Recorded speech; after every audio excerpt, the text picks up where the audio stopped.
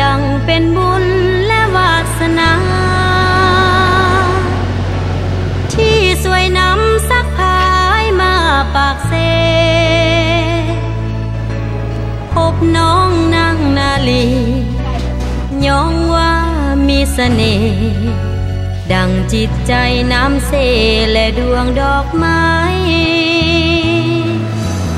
พบกุหลาบกลิ่นหอมของเมืองปากเซ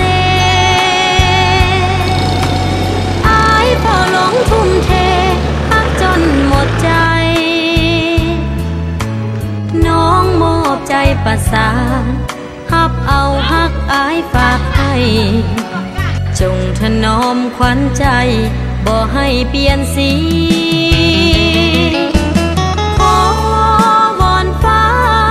อย่าฝนสุ่มซ้ำไหนเพื่อว่าสองดวงใจได้ซื่นสุขีกุหลาบเอ่ยสวยเบ่งบานในอุทยานของชีวิตสมเป็นกุลสตรี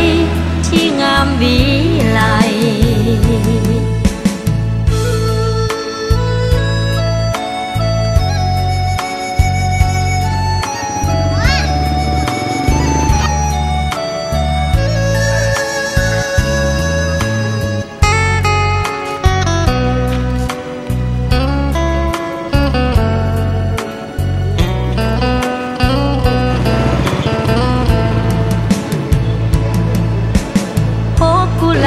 กลิ่นหอมของเมืองปากเซ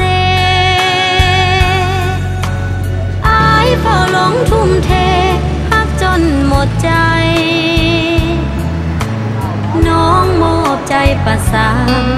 ฮับเอาฮักอายฝากให้จงถนอมขวัญใจบ่ให้เปลี่ยนสี